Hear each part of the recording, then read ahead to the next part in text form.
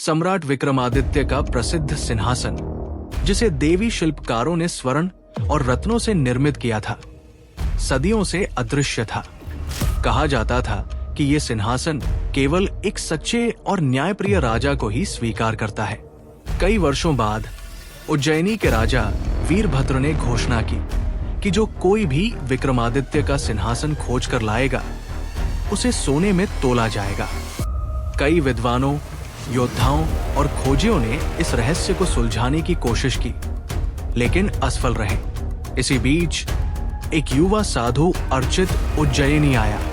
वो साधारण वस्त्रों में था, परंतु उसकी आंखों में एक अजीब सी चमक थी। उसने राजा वीरभद्र से कहा, मैं विक्रमादित्य के सिंहासन का रहस्य जानता हूं। राजा ने उसे अनुमति दी और अर्चित एक पुराने तपस्वी ऋषि वात्सल्य से मिलने जंगल की ओर चल पड़ा। जब अर्चित ऋषि के आश्रम पहुंचा तो वहां का वातावरण दिव्य था। ऋषि ने मुस्कुराकर कहा, जिसे तुम ढूंढ रहे हो वो सत्य का परीक्षण लेता है। क्या तुम तैयार हो? अर्चित ने सहमति दी और ऋषि ने उसे एक गुप्त गुफा का मार्ग बताया। कहा जाता था कि वही गुफा विक्रमादित्य के सिंहासन की रक्षा करती थी। अर्चित जब गुफा के भीतर पहुंचा तो वहां एक स्वर्णिम आभा से चमकता हुआ सिंहासन था। जैसे ही वो उसे छूने बढ़ा, अचानक 12 पाषाण मूर्तियां जीवंत हो उठीं। पहली मूर्ति बोली, इस सिंहासन तक पहुंचने के लिए तुम्हें 12 प्रश्नों का उत्तर देना होगा।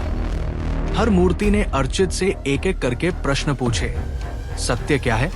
न्याय क्या है? त्याग का अर्थ क्या है? एक राजा को कैसा होना चाहिए? अर्चित ने अपने ज्ञान, अनुभव और भक्ति से उत्तर दिए। जब 12वीं मूर्ति ने पूछा, सच्चा राजा कौन होता है? तो अर्चित ने उत्तर दिया, जो स्वयं को राजा नहीं, सेवक मानता है। सभी मूर्तियां मुस्कुराई और सिंहासन पर एक दिव्य आभा प्रकट हुई।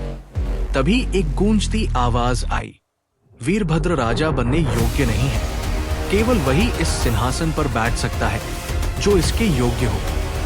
अर्चित ने सिर झुकाया और सिंहासन की ओर बढ़ा। तभी एक चमत्कार हुआ। सिंहासन हवा में विलीन हो गया। जब अर्चित वापस आया और राजा वीरभद्र को सारी घटना सुनाई तो राजा क्रोधित हुआ।